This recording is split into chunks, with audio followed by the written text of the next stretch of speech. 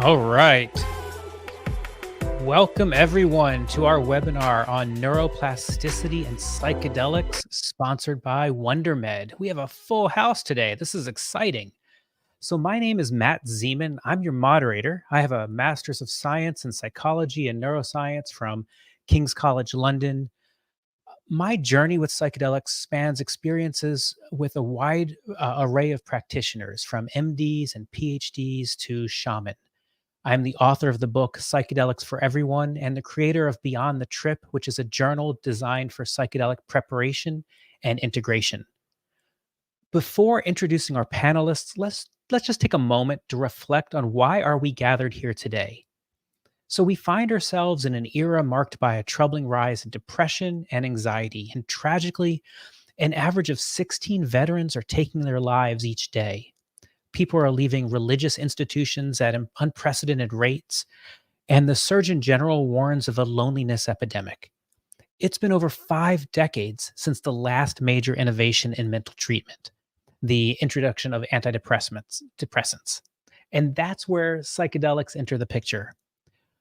Over 300 academic institutions are currently exploring the therapeutic potential of these substances. Concurrently, numerous spiritual organizations utilize them as tools for deeper connection with the sacred, the interconnectedness of life, and the understanding that we are all not separate from nature, but a part of it. So, although my book is titled Psychedelics for Everyone, I recognize that psychedelic use is not universally appropriate, and certain pre existing conditions and family histories and medications can make psychedelic use inadvisable. So, our discussion today is not about endorsing personal use of these substances. Instead, we aim to provide information that may be useful for you, for someone you love, and or for your patients. So, our session today focuses on neuroplasticity, and our hope is that this panel aids in demystifying psychedelics and their potential to radically transform our approach to mental health and well-being. So let's bring on the panelists. Today, we are privileged to have two distinguished experts in the fields of psychiatry, neuropsychology, and neuroscience. First, we have Lauren Swanson, who is a board certified physician assistant with a rich background in psychiatry, family practice, and urgent care. Lauren is currently completing her doctoral of medical science and psychiatry with just 4 months to go. Really exciting. And holds a certificate in psychopharmacology. Her clinical experience, particularly in ketamine assisted psychotherapy and trauma informed care, provides a unique perspective on patient centered mental health treatments. Lauren's dedication to patient well being and her extensive experience with innovative psychiatric treatments makes her a valuable voice in today's discussion. Joining her is Dr. Taylor Kuhn, a assistant research neuroscientist at UCLA's Department of Psychiatry and Behavioral Sciences. As a clinical neuropsychologist, Dr. Kuhn's work bridges neuropsychology and neuroimaging to explore brain structure and function. His research, boasting over 60 publications, focuses on brain network connectivity, cognitive and emotional functioning, and novel intervention methods. Dr. Kuhn's pioneering work in transcranial focused ultrasound, or TFUS, as a novel neuroprosthetic, along with its impact on cognitive performance and emotion regulation, is particularly relevant to our discussion on neuroplasticity and psychedelics. Both of our panelists bring a wealth of knowledge and experience, offering unique insights into the potential of psychedelic therapies in reshaping mental health care. So we're excited to hear their perspectives and learn from their extensive research and clinical experience. Just one more quick bit of housekeeping. Today's panel discussion is brought to you by Wondermed. Wondermed is an innovative telehealth and content portal that partners with therapists and physicians to provide breakthrough at-home ketamine treatment. Wondermed represents the new era of mental health care with its low cost and easy to access platform, availability in multiple states, and effective treatments, with 91% of patients reporting improved well being after just 1 month of treatment. Wondermed offers a turnkey package for providers interested in adding sublingual ketamine to their practice. And Wondermed's goal is to seamlessly integrate into the healthcare model and provide safe and effective mental health treatments for patients across the country. Their latest development is in collaboration with veteran organizations and VA clinics to increase access to new forms of treatments. All right, so Taylor and Lauren thought it would be fun if we all got to know each other a little bit. So on your screens, you're going to see a question.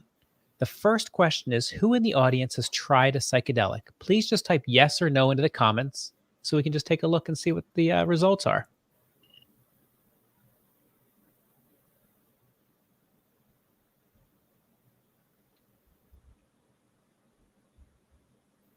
So we're looking for yeses and nos in the comments. Have you tried a psychedelic?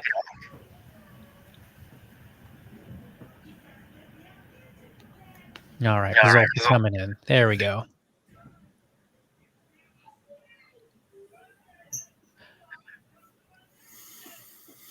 I don't think I've seen a no yet.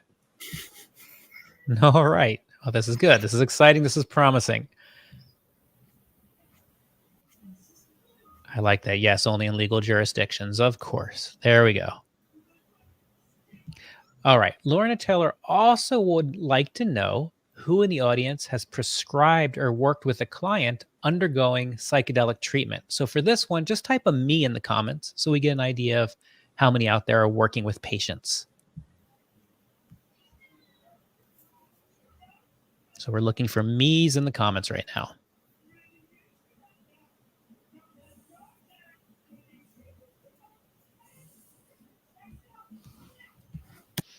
It is a biased sample of this particular group, but looking for me's.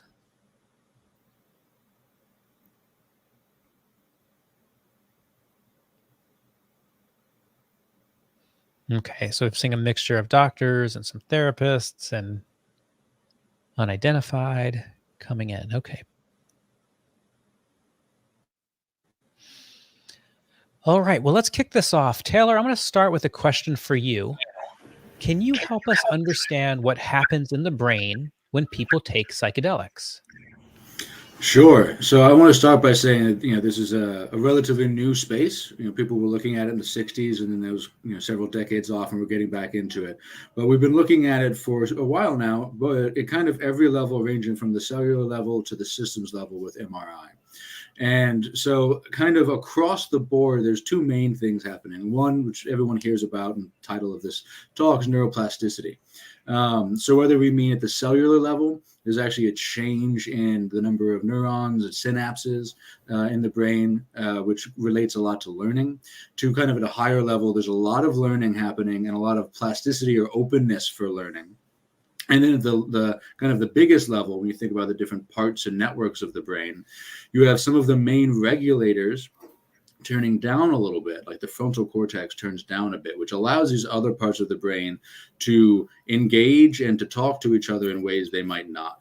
So from the smallest cellular level all the way up to the big network level, you have this opportunity for parts of the brain to engage in a new way and for learning to happen, both subjective experiential learning, like whether you do psychotherapy or listen to music, whatever that experience you might be having is. So kind of the way we all think about learning, learning something new.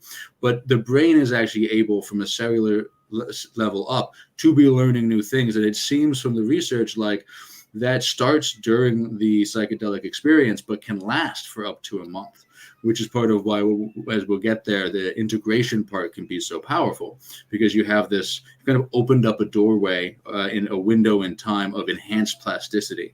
So that's one big piece, is this really, when we say plastic, we mean this learning opportunity.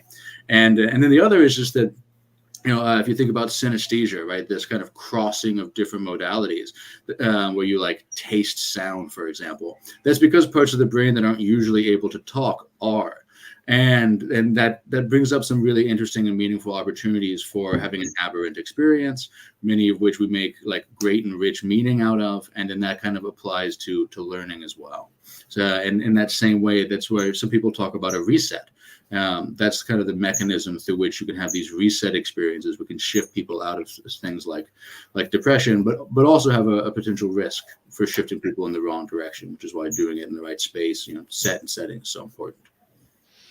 Makes total sense, Taylor. That was a very concise way to explain that. Thank you for doing that. So now that what you said though about the neuroplasticity begins when the person ingests the psychedelic and can continue on for a period of 4 weeks following that taking of the medicine. Lauren, I'll turn to you then for this question. When people are in this entire period of neuroplasticity, what can a patient do to benefit or take advantage of this entire period? Yeah, so the most important thing is just that, actually taking advantage of the neuroplasticity and taking advantage of this period. So I will say I work with ketamine. That's the compound that I work with every day in my clinic. And these patients come in, and just as Taylor described is happening in the brain, is happening practically. So they come in on first follow-up and they are feeling great. They are feeling an elevated mood, less anxious. They're not stuck. They're feeling less overwhelmed, all these wonderful things. And so they come in, and that's fantastic. But we don't want to just use this medication passively. So we really want to put the work in and mold this new neuroplasticity so that we have these prolonged effects. I will say one of the great things about psychedelics is that they are fast acting. So that's incredible. This is something that wasn't available when I started in medicine years ago. So this new concept of a fast acting antidepressant is just amazing. And it's very effective.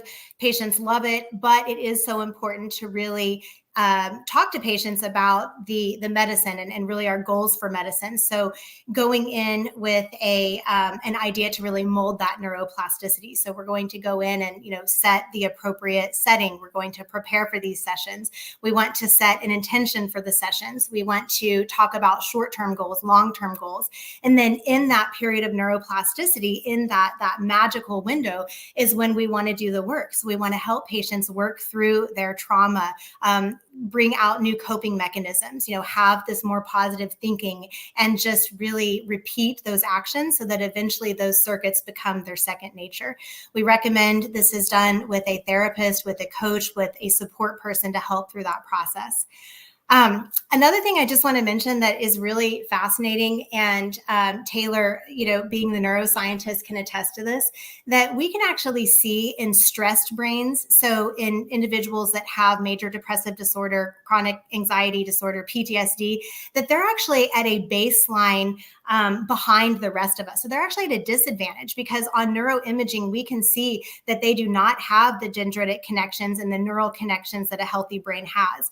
And so what happens is that they get stuck in these negative ruminations and these self-limiting beliefs and just the, down on themselves and can't really get out of it. And when they take a psychedelic, it immediately pops them out. As Taylor said, it's a reset. It's an opportunity. Let's really work on that period. Let's work with the patient. Let's work with the individual. And then we say in neuroscience, neurons that fire together wire together. So essentially that's repetition. The more that you're practicing these healthier patterns, these healthier reactions to challenges in life, to working through your trauma, the more that they are going to be deep set and hopefully second nature far after you're finished with your psychedelic treatment. That's powerful. You brought two really distinct concepts there. You brought up the idea that these medicines are not cures, but they're catalysts, and they help people enter this period. And I think that's a super important. And then you also brought up the importance of working with someone. It doesn't have to be necessarily a licensed professional, but someone who can help you maximize or optimize this period of time that you're in and really take advantage of it. I know we're going to talk a lot about ketamine today, but I think this is a good chance for that third survey question, which is just to ask the hundreds and hundreds of people who are out there on this webinar, which psychedelic do they think is most effective? So if they could just type into the comments so we can just get a feel of, I know it's many medical professionals, but let's see what other psychedelics come in here for being effective. While we are waiting for that to come up, Taylor, I'm going to turn back to you then for a moment. Is there a difference? Sorry, we're getting an echo there. Is there a difference between psychedelic medicine when it comes to neuroplasticity and efficacy? What does the literature say about this? So when we compare ketamine to psilocybin or MDMA as an example. Yeah, that's a really fascinating question. As I was reviewing the literature in preparation for this, I found a couple of really neat imaging studies that look to see, for example, there's one that compares LSD to psilocybin in terms of some metrics of how much it shifts the brain from its normal state. Now, both of those drugs are acting on the same serotonin receptors for the most part, and so what they found was that these two medicines shifted the brain about the same amount. Right. So, and then there was another paper that compared LSD to something more akin to ketamine that works on a different neurotransmitter system and showed that there was a difference in how much they shifted the brain and in what direction. So I think part of that answer is really based on what brain system the medicine engages with. Right. So if it engages with serotonin like LSD and psilocybin do, it's going to have probably a shift in one direction, whereas if it engages a different brain system, a different neurotransmitter system, it's going to shift in a different one. I see ibogaine in a couple of responses here, and that's another great example, right, of working on a different neurotransmitter system and shifting the brain differently. And I think because of that, the kind of a clinical efficacy perspective, it depends on what we're treating. Right. So if we're treating something like depression, then engaging with serotonin makes sense. Right. Selective serotonin reuptake inhibitors, SSRIs, right, like Prozac or SNRIs are really common current wave treatments for depression, and they engage with the serotonin system. But if we're interested in treating something more akin to anxiety, the literature is pretty robust on MDMA assisted psychotherapy for anxiety. I won't be surprised if that gets FDA cleared this year. And then if we're moving towards something more like addiction, then something like ibogaine, which engages with some of those like brain systems and neurotransmitters that are more overlapping with the addiction systems, I think makes the most sense. So partly it depends on what you're trying to have a clinical effect on, and then partly it depends on the person. Like I was specific, as an individual, I was surprised that LSD and psilocybin research showed they both shift the brain kind of to the same amount. Because I know personally, and what I've read a lot kind of from patients talking and in the literature, people tend to have their ally, right? Especially between those two, LSD and psilocybin, people tend to have a preference.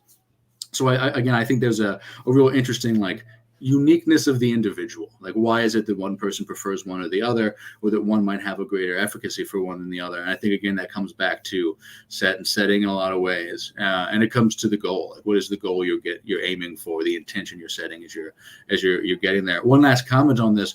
Part of the reason the different drugs tend to be associated with different music is that those musics so for example like EDM and MDMA, right? Electronic music entrains the brain in a very similar rhythm and way that MDMA does. So we tend to pair music and drugs that kind of do the same thing to the brain. And so I think that that's part of where this intention setting happens, is we're aiming for a similar goal with the brain. And so we aim for something similar with drugs. Actually, somebody asked about what about PTSD. I think the research is pretty strong on MDMA, and then there's research kind of coming out on psilocybin with regard to PTSD. I think if you look at both the literature and the kind of business market, we'll see more LSD research coming out in the next 5 years. I love your music comment. I don't get that all that often. And it's fun to think about like the work that Liquid Bloom or Desert Dwellers is doing with MDMA and ketamine versus maybe East Forest and the psilocybin world. Sticking though just for a moment, the system you didn't bring up was the glutamate system. Where does that fit in this? Yeah, I mean, I think it's a pretty powerful system, and that's one of the systems that's most meaningful for neuroplasticity. And it's one of the things that I think ketamine is so powerful in. Like ketamine has been shown to directly affect the brain-derived neurotrophic factors, or BDNF, which is one of the main things that drives neuroplasticity, both at the cellular level and the genetic level. And so I think that there's a lot to be said for. I mean, the glutamate is also one of the main excitatory neurotransmitters in the brain, right? So there's a lot of really interesting, stimulating, and engaging effects of that. Whereas GABA is really more about depressant effects and tends to be more related to addiction. So I think glutamate's a really profound system to be able to engage with through any medication. Perfect. Now, Lauren, ketamine is our only psychedelic today that's really available across the country by prescription. They can be off-label use, and with esketamine, it can be prescribed for mental health. Can you talk a little bit about how do patients actually access ketamine today, and then what are the different methods of administration and the process to kind of work with ketamine? Yes, so it is available by prescription. And as you mentioned, it is the only one that is. So it's really exciting to talk about this world of research where we are and these other things on the horizon. But the simple fact is right now, ketamine is the only one that is widely available by prescription.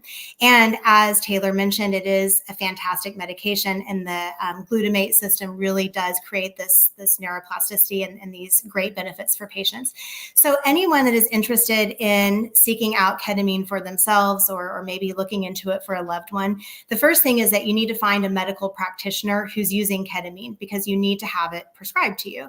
The second thing is to go in and actually have a psychiatric evaluation, because not every individual is appropriate for a ketamine treatment. So going in, having the evaluation, looking at your treatment goals, what is your condition, what are you diagnosed with, what are your comorbid conditions, what are your medications, looking at this whole spectrum of things.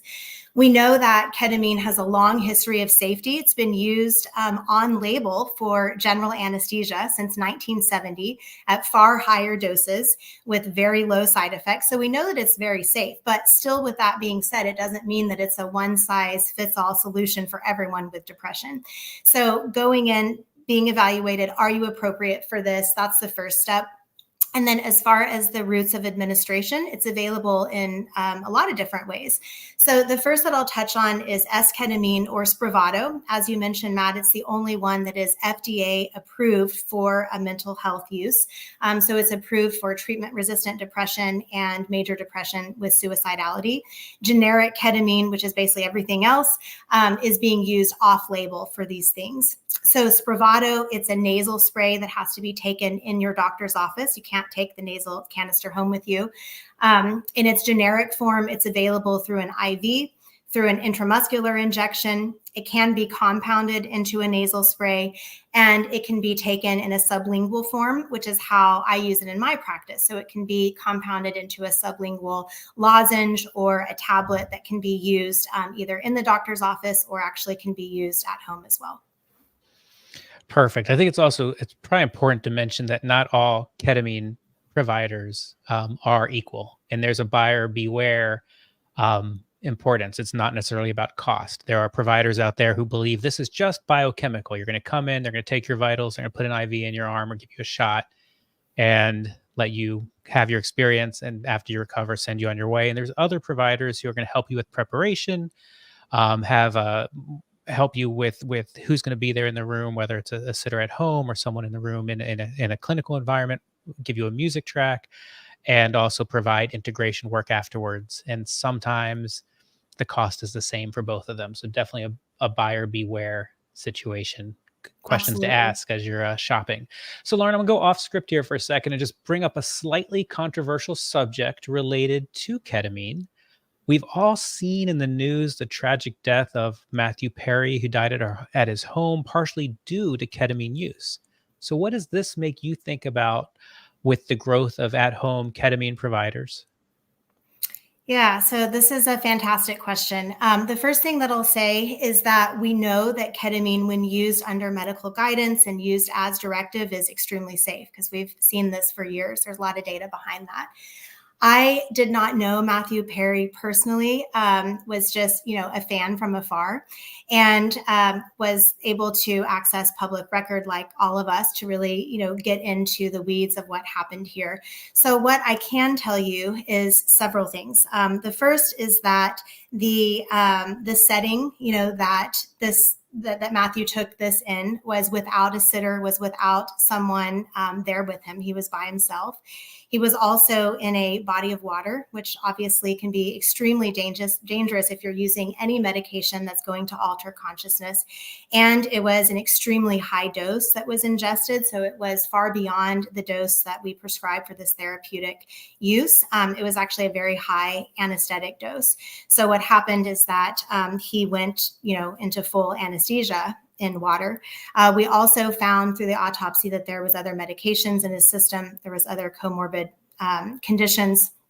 So with that being said, home ketamine, ketamine in general, it is a drug of abuse. So we do have to take it very seriously. We have to respect it. But I do feel very strongly that home ketamine has a place in the world because we're seeing such great effects with it. It does increase accessibility to doctors who don't have the capacity to have the patient come into their clinic so they can prescribe it to the right patient. And it increases access to patients, who it's lower cost, it's more convenient for them to be able to take it home. So I do think that when taken in the right medical context, is still a fantastic option. Yeah, and for the right patient, you wouldn't use it for extreme depression, extreme anxiety, suicidal ideation, but for other types of patients, it makes a lot of sense. Right. And another thing I just want to point, on too, is that if a patient has a high enough dose that it puts them into that anesthesia level, it doesn't actually suppress respiratory drive like an opioid overdose would, or maybe like a Tylenol overdose where it puts you into organ failure. And so the patient will actually fall asleep, but they come out of it still breathing and fine. It's just that unfortunately in that setting with Matthew Perry, he was alone. It was a very high dose. He went under and was submerged in water. Yeah, it's tragic. I'm getting some lovely audience comments gently reminding me that there are legal options in Oregon. So when I said why only legal option across the country, I think that's a true statement, and important to say that, yay, Oregon, they have legal options as well, which then brings me back to Taylor. Let's go ahead and continue on this topic of risks in general. What do we know about the dangers of psychedelics generally? Yeah, I mean, I think broadly psychedelics have a pretty high safety profile, and I think a lot of the stuff that I'm sure people on this talk range in ages, but I know a lot of the stuff I grew up hearing simply isn't true, right? Folk tales and crack your spine this and jumping out of a window that. I think the only actual example of that was the context of prolonged interrogation by the CIA, right? So, but they tend to be have a pretty solid safety profile. I think some of the main concerns are split into psychological side effects and then biological side effects. And from the psychological side, just like many other things, whether it's medications, meditation, or one of my areas of expertise, which is neuromodulation, which basically means putting energy like magnets or ultrasound into the brain. If you have the ability to shift the brain in a positive direction, you also likely have the ability to shift it in a less than positive direction, right? So what's one of the main things one of the biggest side effects of current antidepressants is suicidality. One of the main side effects of TMS, where you put a magnet into the brain to try to reduce depression, is you can make people manic. So there is a possibility with psychedelics of shifting people into predominantly, the biggest concern is either a manic state or a psychotic episode, which again can generally be managed effectively and quickly if done, as Lauren was saying, in the right context with the appropriate medical care and setting. And then there's some other kind of more biological side effects that relate to the fact that you've got a lot of neurons and a lot of receptors for neurotransmitters outside of your brain, right? Tons in your stomach, tons in your heart. And so you have the ability to have things like an upset stomach or potentially cause an arrhythmia. And so then there's some, if you're going to take a drug that engages certain neurotransmitters, you're going to have a systemic effect outside the brain as well. So it kind of splits into those two categories. Taylor, I love looking at the study by Dr. Nutt from Imperial College London and his take on harm to self and harm to others. For audience members who aren't familiar, he said, let's forget how drugs are classified and just look at harm to self and harm to others. And on the far left-hand side of his chart, most harm to self and others is alcohol. I believe it's like a 72. And you go drug all the way down to the far right-hand side of his chart, and he has, I think, mushrooms are a 6, and LSD is a 7, and MDMA is like a 9. So it's, there's no question that all these drugs can be dangerous. But when we talk about risk, I think it's important to keep in mind relative risk with these, and do the things that Lauren was talking about to keep yourself as safe as possible, which is paying attention to your source, your set, and your setting.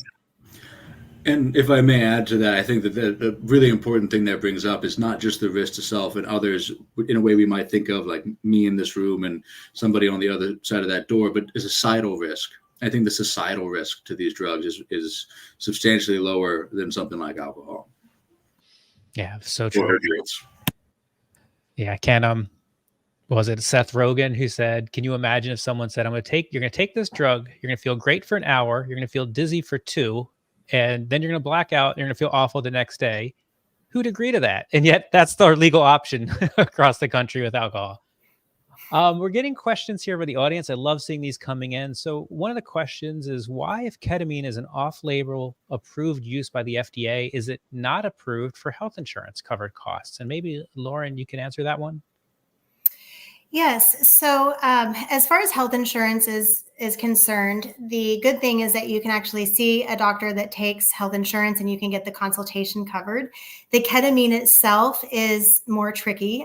So, if you are using it off label, then usually the insurance is not going to cover it because it doesn't have that specific indication unless you're going the Spravato route.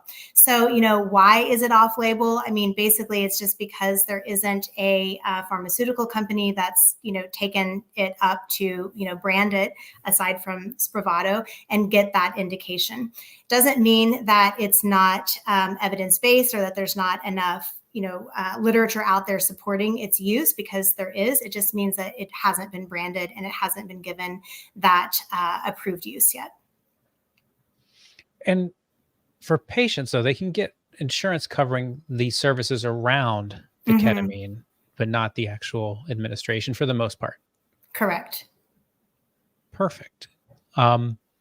There's kind of a statement question here about effective psychotherapy greatly magnifies the healing potential of ketamine. Dr. Kuhn, do you have any comments on that? Yeah, so I like to, from a scientific perspective, look at preponderances of evidence, and there are a whole bunch of modalities where adding psychotherapy is synergistic and like boosts the effect. Right. So I mentioned TMS earlier, using magnetism to improve either emotional function or cognitive function. TMS started around stroke, and if you do psychotherapy at the exact same time, it's not 1 + 1 is 2. It's 1 + 1 is 3, 4, 5. You get this real strong synergy, in part because you're engaging the same brain networks from two directions, psychotherapy and TMS. I think the exact same thing is true when you're engaging, for example, ketamine, which we talked about, is already like helping to reset, helping to shift emotional states, and opening the brain to this kind of rich opportunity for learning. So that's going to enhance psychotherapy in the same way that psychotherapy is going to enhance that experience, because you're engaging those same brain networks. But I think even more so than my TMS example, if someone takes any psychedelic out in the wild, it's harder to navigate what's my intention and having another person there to help you move through that intention towards your desired goal. So I think not only are you engaging these same brain networks, but you have somebody walking you in the direction that you're hoping to go. So it becomes quite synergistic. I think it's really powerful when done together. And this brings us right back to the beginning where we talked about these aren't cures, these are catalysts. And while you can work with a licensed therapist or a coach or someone who knows what are you trying to do, and then can help you, remind you of what insights you had during the psychedelic experience and help you integrate those things into your life, especially during that 30 days following the psychedelic experience. Taylor, I'm going to stick with you for a moment. The audience question here: can you explain how Auvelity works, containing a DXM NMDA receptor, comparing to ketamine and psilocybin? Yeah, so that's a relatively new antidepressant medication, which kind of combines bupropion or Wellbutrin with DXM, and so you're getting predominantly a lot of norepinephrine engagement, right? So bupropion engages serotonin and norepinephrine, and so I think largely what's happening there is you're enhancing that effect. Whereas like psilocybin is really serotonin specific, and ketamine, as we've talked about, it's NMDA receptor, which is kind of this broad kind of whole brain receptor. So I think part of what people are experiencing with Auvelity is you're getting this kind of dual boost, right? You're boosting serotonin and norepinephrine, and in a way that's a bit different than when a selective serotonin reuptake inhibitor by itself.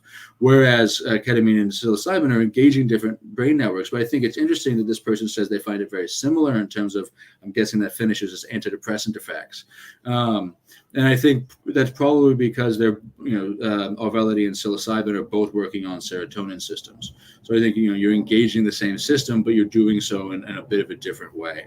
Ketamine is working in on a different brain system, but the research shows that it's quite effective for depression. And more recent research is showing that it can be quite helpful for different forms of anxiety as well. That comment on side effects reminds you of something. I'll throw this question to Lauren. I mean, we talk about with antidepressants today, the side effect profile. The price tag is high. So if they work for you, amazing. If they don't work, which more often than not they don't, that's not you failing the medicine. It's the medicine failing you. There's some studies out there on like sexual dysfunction as an example. And I think it's something like 71% on an SSRI experiences that. Lauren, what is the side effect profile of ketamine as compared to antidepressants?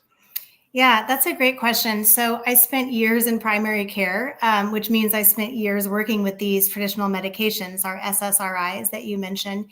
And there's actually about a 60% of people that try SSRI medications that do not find them to be that effective. So that's a huge amount. That's over half the people that really don't reach their treatment goals.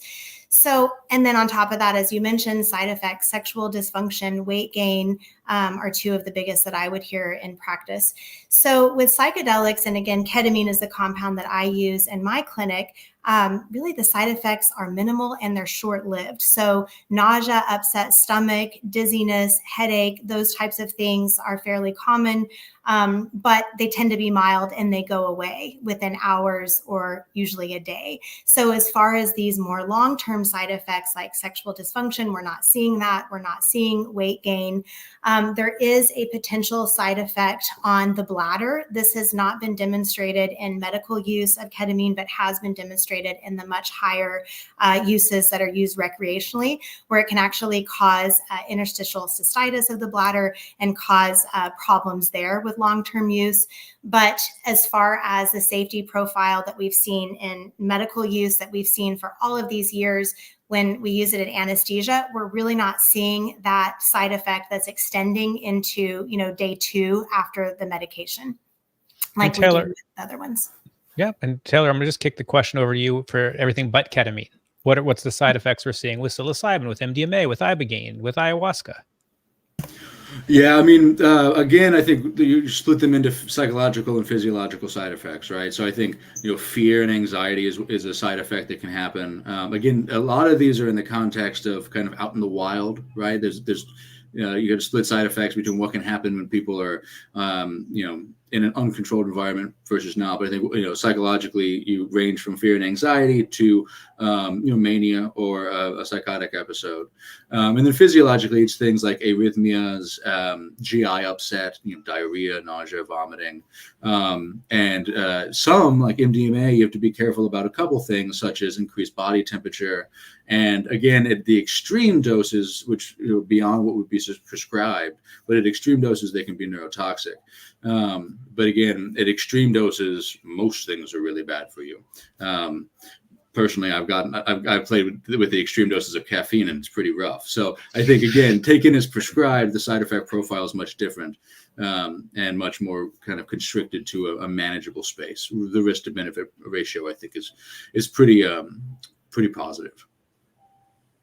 Perfect. Is with the elections going on, we're starting this crazy, wacky season. We're going to be in here for a while.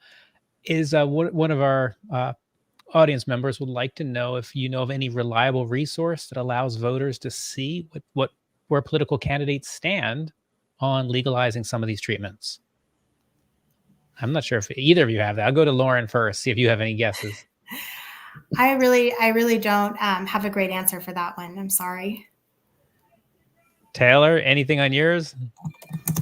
I don't, but I'll look and see if I can find something. That's awesome. I would love to know, because I have not found that either and hadn't. So I think it's a great question. Someone needs to create that, and I'll definitely be your first customer to subscribe to that service.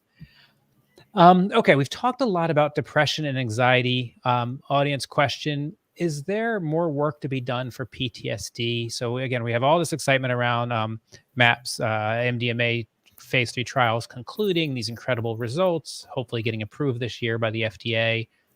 Is there more work to be done for PTSD, and which drug would be more leaning into that? And I'll go to Taylor.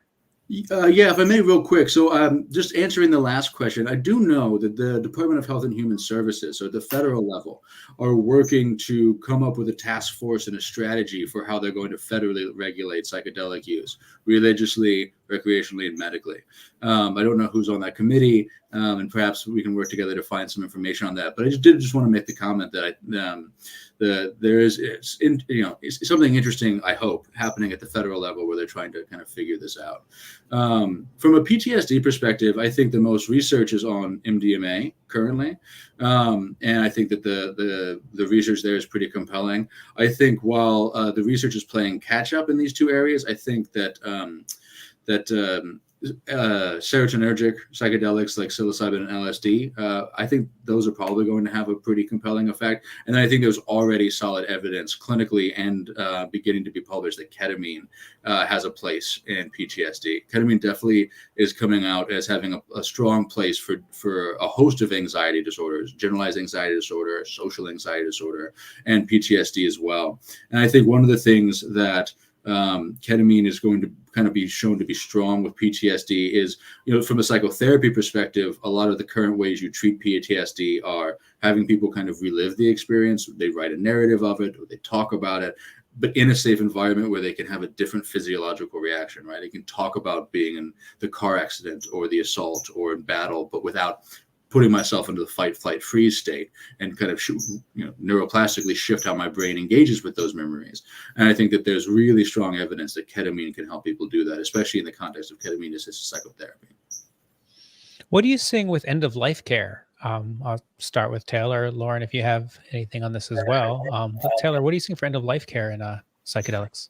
From a research perspective, I'm most familiar with psilocybin and MDMA from end-of-life care, and both of those seem to be quite strong. Based on what I said earlier, that psilocybin and LSD seem to have very similar brain effects, and that some people have one or the other as an ally. I won't be surprised to see LSD having a strong effect there. Again, these are all medicines that allow you to kind of re-engage and reshape your relationship towards a trauma, and therefore towards end-of-life relationship. And the same thing could be true for adjusting to major medical concerns like a cancer diagnosis. But again, although I'm not as familiar with the research there, I do think ketamine will find a place there as well. I think, at least from a subjective experience, people are able to do a very similar thing of re-engage with information or experiences or memories in a more kind of structured and healthy way. And then we know that from a neurotransmitter perspective, ketamine has the opportunity to really open up a plastic window. So I don't know as much literature there, but I don't have a hypothesis why it wouldn't be successful as well.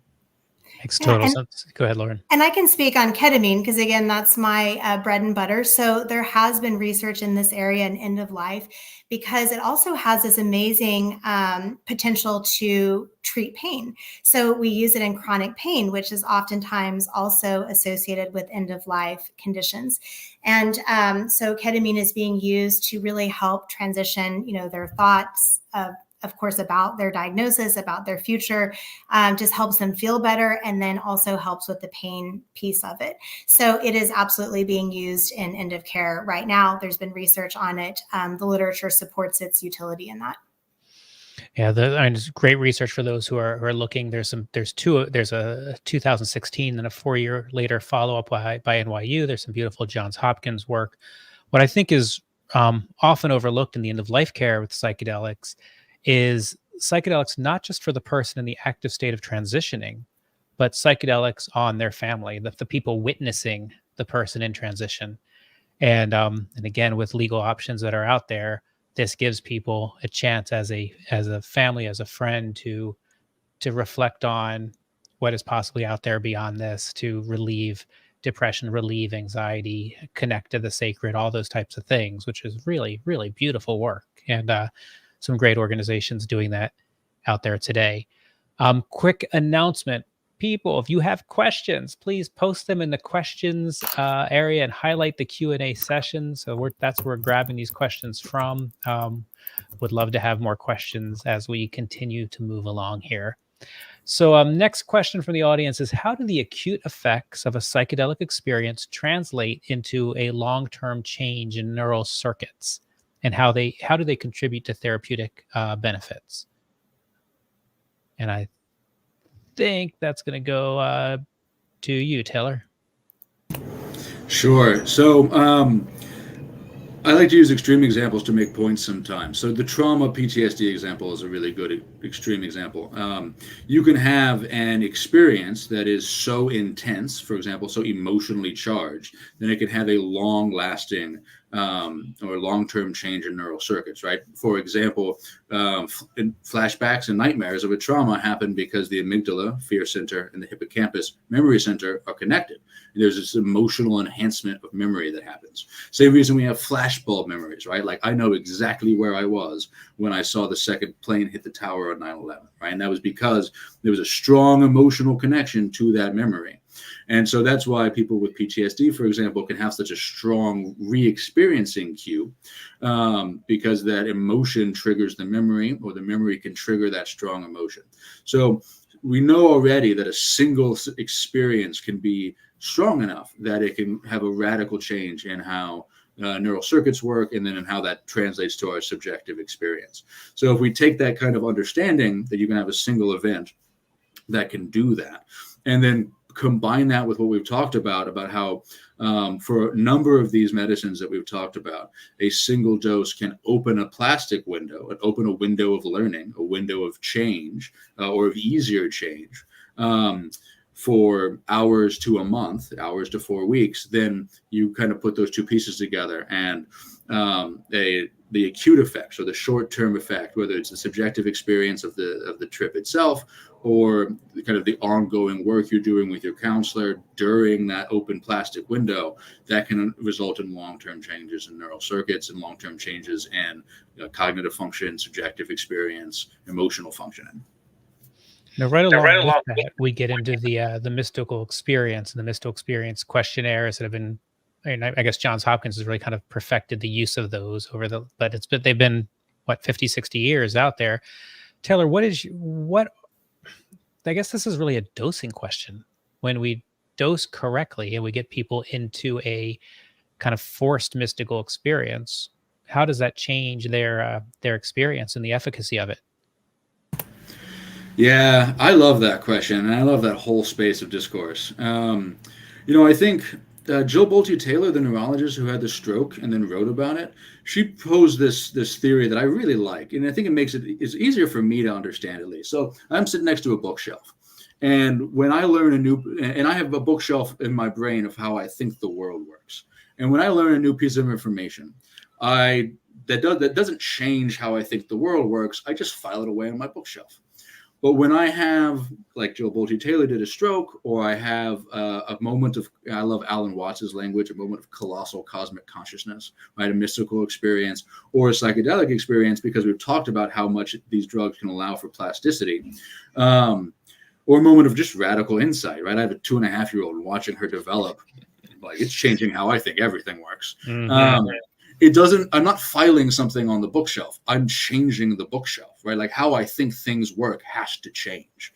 And I think in these moments of, again, psychedelic states, or, mystical experiences, you're opening the subjective experience and the brain's ability to change the bookshelf. Oh, the world works differently than I thought. I can reorganize this whole structure to make room for things I didn't know were possible. It's like that great Mark Twain line that, like, travel is fatal to bigotry and narrow-mindedness, right? Like, travel can do the same thing when you experience something you've never experienced before, and it shifts how you see the world. I think that from a subjective and a neurological perspective, that's very much what's happening. It's so beautiful. And it certainly explains why psychedelics are being used to study so many different things. We get into these repetitive thinking patterns, and that can manifest as depression or anxiety or OCD or eating disorders or substance use or gambling or sex addiction or whatever. And how do you break those patterns in these moments, or these catalyst moments? Lauren, then let's turn back to ketamine for a second. So we know what the goal is, but how do we also protect patients and trying to get there, especially in an at-home at-home situation? How do you dial in that dose? Yeah, so for home ketamine, it is a little bit more, I don't know if challenging is the right word, but it is a very specific patient that you want to, first of all, choose for that setting. So you want to make sure that that this person is going to do that safely and that they have someone that will be with them and that you trust that they're going to be following the dose. I will also say that there are safeguards out there. So for example, our company, we do sublingual lozenges that can be taken in the doctor's office or at home. And it's called a troche. So it's actually not a tablet. It cannot be crushed. It cannot be snorted. It's very difficult actually to be misused or to get these really high anesthetic doses out of it. So we do have these safeguards that go into it. I think that it's choosing the right patient. It's choosing, knowing what you're doing. So educating yourself on the dose so that you're, dosing the patient and you're tapering the dose appropriately, getting them the support they need. So if they're working with a therapist or they're working with a coach and they really have that support person that's helping to navigate through is really the best way to do this at home. And again, I really think, personally, just because this is, of course, the practice that I'm in, but I just think that this has such a tremendous potential because it does increase access. And if using in a safe environment is very effective. And I think really the future of ketamine and the future of psychedelics. And don't you and the other at-home providers also break up your shipments so that you have an opportunity to evaluate and then dial up versus starting high and dialing Yeah, down? absolutely. So you don't need really high doses, by the way, to get into that kind of mystical space or to get into that healing space. And so we do start on a lower dose, and we don't give in our office. We don't give any refills. We give very limited supply. We are seeing the patient back on a regular basis, and we're constantly having follow-ups with the patient to determine, when we're going to also end their session of treatment. So this is not intended, again, as we talked about at the beginning, to be a passive medication that they just take long term and we continue to give them prescriptions of it. The idea is that we're following up very closely with these patients and that we're monitoring their treatment and that we are doing this for a period of time and that we're putting the work in and then hopefully the patient we're able to discharge them and maybe they do come back in 6 months, but the idea is that they don't just continue to passively take this. It's not like Prozac. Okay, here's, a supply for the month with a bunch of refills and I'll see you in, 6 months or a year. So, audience question, but I'm going to elaborate because it ties exactly into what you were saying. Um, right now, the standard of care is you start with the antidepressant and you give it X amount of weeks to see if it works. And then you try a couple of those and people deal with the side effects and on and on. How the audience question is, how can we empower doctors across the country to start shifting in the types of medication prescribed? And Lauren, I'm going to go to you with that. Yeah. So that is such an important question. I think really education is key. And when I first started in this, medicine game back in 2005, it's been a while. I mean, this wasn't in the discussion at all. So now it is. I mean, you mentioned kind of at the top of this that I'm in a doctorate program for psychiatry, and it is very heavily in the curriculum. It's talking about psychedelics, talking about their potential. So it's becoming educated is the first thing. And then also, if you are a doctor and you're wanting to get into this, it can be very overwhelming because you have to educate yourself. You have to figure out, okay, if I'm going to give Spravato, I need to get RIMS certified, get my clinic set up. If you're going to do generic, you have to get a relationship with a compounding pharmacy. You have to figure out, is your malpractice set up? There's just so many components. It can be very cumbersome. So I will just take this moment to say that one of the things that our company does is we help to bridge that gap. So if you are a doctor looking to bring home ketamine or sublingual ketamine into your practice, we actually partner with doctors and we train, we give malpractice, we set them up with our compounding pharmacy, and we set them up with a whole program to go along with their patients that gives them access to coaches and to therapists and to all of the beautiful integration pieces that are so necessary for this. Another note, if you're a therapist looking for a prescriber, we help to match therapists with prescribers. If you're a patient looking for a ketamine prescriber, we also help to match patients with prescribers. And you can find us wondermed.com. Awesome. Thank you for that. So we've talked a Mhm. lot about macro dosing on today's discussion. An audience questions about microdosing. So again, for audience members, a microdose is a 10th to a 20th of a macrodose. We talk about as being either sub-perceptual or sub-intoxicating. Taylor, the audience person would like to understand what are the efficacy rates of psilocybin looking at multiple microdoses versus a single macrodose. And And and then there's a kind of a safety question tagged onto that. Absolutely. So I think that for psilocybin, for example, there's some meta-analyses as recently as published in the last 2 years that show that repeat microdosing can have a meaningful clinical effect on psychiatric conditions, and that whether micro or macro dosing, the any side effect is if you're talking about a a selected number of treatments, the side effects are really relegated to things like indigestion and headache. It's really prolonged use and at high uses that you see some of these more concerning side effects. So I think there's more research to be done in terms of microdosing, but I actually think that the opposite is true. And Lauren, please dive in here in just a second. I'm curious what you think about this, but I think that clinically, the opposite is true. I think there are a lot of clinicians who have been doing microdosing and lower macrodosing for a very long time that have some pretty strong clinical experience of the utility of doing so.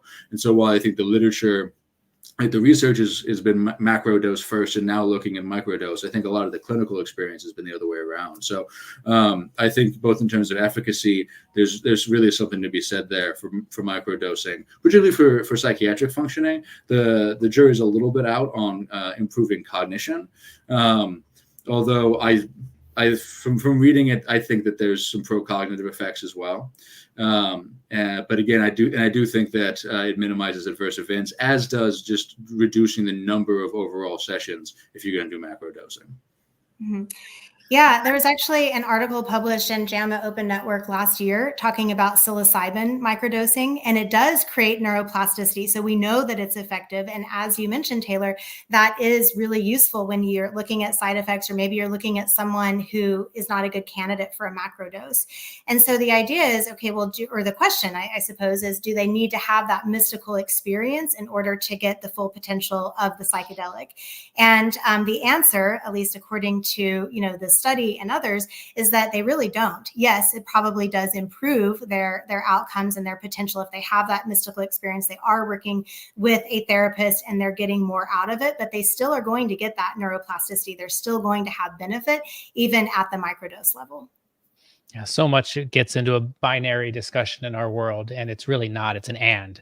If somebody is not capable of having a macrodose and a microdose is all they're capable of, it can be effective. And if someone is capable of both, maybe the macro is more effective to begin with, and the micro helps provide scaffolding afterwards.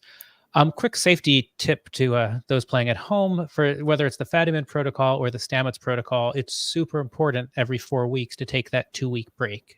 There is research that says if you just keep using microdose after microdose after microdose, you run the risk of some potential cardiovascular challenges in the future. And that 2-week break is important regardless of the protocol that you follow. Follow-up question just from a LinkedIn person here is similar question is, do you see microdosing effective for weaning a person off of an SSRI? So both ketamine can be taken with people on SSRIs and psilocybin microdoses. I'll turn that to Taylor. Yeah, I would definitely talk to a psychiatrist before adding a serotonergic drug to someone taking an SSRI, right? Serotonin syndrome is nasty, and the side of, and potentially life-threatening. So, I know a lot of psychiatrists, at least on the West Coast where I am, who are happy to talk to patients about the best way to manage psychedelic use in the context of their antidepressants. And so I would encourage people to feel very comfortable talking to their providers about that. So I'm a little less, I feel a bit out of my depth commenting on a serotonergic drug and SSRIs. But but I imagine that there are psychiatrists who could help somebody do that. From a ketamine perspective, or a drug that isn't also working directly on serotonin, I can absolutely see that having a meaningful effect at helping someone shift off of SSRIs. It's important to wean off of SSRIs in general, but I can imagine that something like a really meaningful ketamine-assisted psychotherapy experience, and by experience I mean 1 to a full course of treatment, could be successful enough that you would then wean off the SSRI because that's the safe way to do it, but just not need the antidepressants anymore. And I think that there's more and more literature coming out to suggest that some of these medicines can be not just adjunctive to antidepressants, but replace them for some patients. And I can hop in quickly because I have had a lot of patients that are weaning off of SSRIs. And so I'm working with their, psychiatrist or that is not prescribing the ketamine, or their primary care doctor. And I have seen that to be very, very effective when they are on a course of ketamine during that period of weaning off. So just wanted to throw that out there. Perfect. And yeah, that's perfect. Let me go back here to questions. I'm looking here for the next one from the audience. All right, ketamine question. How long is the neuroplastic window after an infusion, and how does dosing a series change that window? So I think they're asking taking the 4 or 6 doses as a protocol. Right. So if you're just taking a single infusion, it is going to last. I mean, it's going to vary on individual. It's going to vary with other factors, but generally you're looking at about a week of a period of neuroplasticity. When you stack on a series of treatments, you actually do have an increase in that durability effect. And so you do have a sustained, that's where we get into maybe the month, the 2 months, and beyond. And again, just kind of to pull this all together, in that period, if you're really doing the work and you're really cementing those neural circuits, then that's when you don't need repeated infusions. Maybe after that first, couple of months that you can go off of the ketamine altogether and still have that sustained benefit. Taylor, what do you know about the Stamets when he talks about adding lion's mane and niacin to a microdose? What do you, and then you brought up cognition earlier, so I'm tying that back to this question. Sure. So I think, cognition is really interesting, right? We're actually better at objectively measuring it than we are emotional symptoms, right? Like if I, as a neuropsychologist, am doing evaluation, I can actually test your attention and give you a percentile of how good your attention is compared to other men your age and education, or other women your race, age, and education. But if I'm asking you to try to understand how depressed you are, I'm going to ask you questions and give you a questionnaire. So I think that we're actually really good at measuring cognition, although there's less research so far on psychedelics and cognition. That's just something I'm really excited to be getting involved in. And I'm glad to see that the community at large, not just in the United States, but kind of abroad, is really looking at the pro-cognitive effects. I actually think that we know more about the pro-cognitive effects of things like peptides, like NAD, of niacin, and of things like lion's mane than we do about psychedelics. But I think that if you're giving adjunctives, right, like lion's mane, like niacin, like NAD, that can boost the effect, and you're not increasing the adverse event profile, then I think that's absolutely worthwhile. And I think if you look at, for example, caffeine versus lion's mane, we already know that there's a greater pro-cognitive effect, fewer physiological side effects like jitteriness or arrhythmias, and so and kind of just better long-term effects. Like my daily coffee is shifted to daily mushroom coffee, just because I understand now that how I'm doing 30 years from now will be better having made that shift. And so I think that there's both an immediate effect shift, which can be boosted by some of these adjunctives, and a long-term effect that can be really good. I'm old enough now that I've noticed, not just by what people tell you, but for real life experience, that those daily things really make a difference in the long run. But I do think it's important to trust the place that you're getting your information, just to make sure that you're, being provided solid support, solid adjunctives, and not just commercializable ones. Trusting the place where you're getting your information makes me think back to the previous question in your topic about talk to a professional about your unique medical situation and what's right for you. For people who don't have a professional that they're comfortable having that discussion, there are groups like the Psychedelic Pharmacist Association, or there's people like Ben Malcolm, who's a PharmD, he's on the spiritpharmacist.com.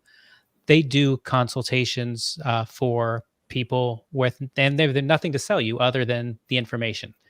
So what I like about people using those kind of third-party resources to do their own evaluation is that they get the information direct from a party that's not trying to sell them a psychedelic tourism experience or a $6,000 psychedelic therapy package. They're just trying to give you the information of what might work for you based on your interests and your history.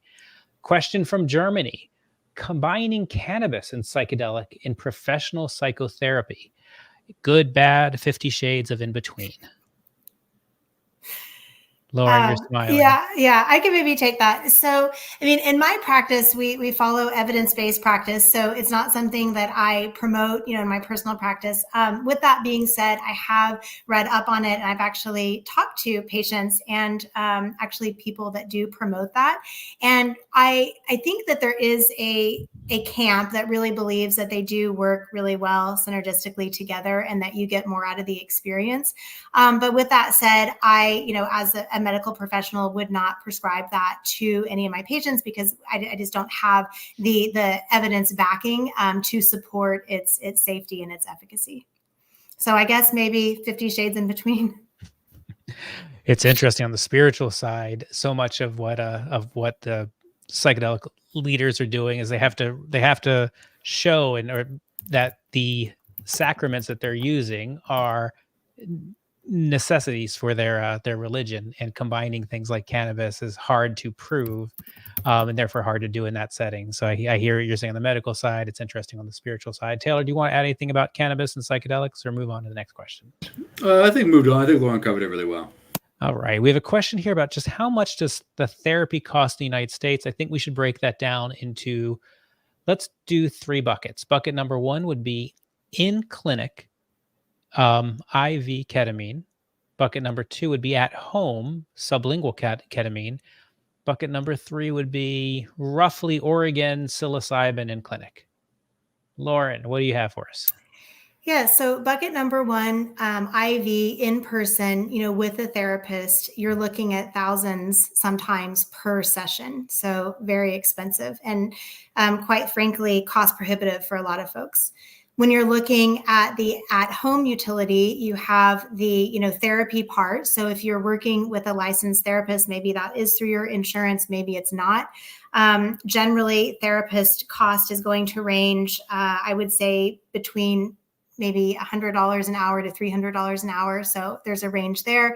But when you're looking at the actual ketamine, it's far less expensive. So for example, our group, we, one of our big pushes is making this accessible to doctors, therapists, patients alike. And so our fee is actually $199 per month. And that includes the medication, the shipment, and, some of our therapeutic tools that we give all of our patients. As far as the last question was, what in Oregon, using it kind of in a maybe psilocybin in session in a clinical session in Oregon. Do you know what the rates are these days? Yeah, I don't. I mean, you can use it there because it's decriminalized. But as far as the cost for that, I don't. I'm sorry. Yeah, so I'm seeing, like you said, I'm seeing at home being in there's groups like you at a couple $100s a month. There's others that are maybe $1,200 for 6 sessions. And then I'm seeing in clinic, 4,500 to 15,000. So I've seen range for the 6 session protocols.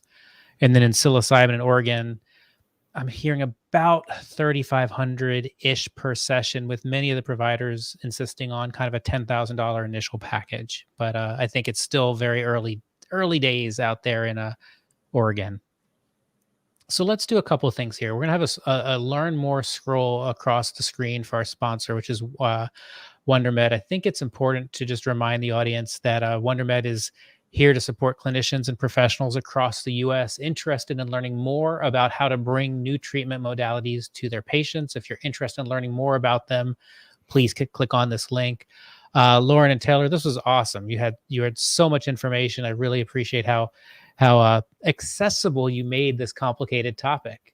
And hopefully it looks like we had a range of audience from patients to therapists to doctors, and hopefully they all got something out of this. So I appreciate your time, and the Wondermed team, thank you for sponsoring this and making it possible. And to the hundreds of you at home, thank you for coming.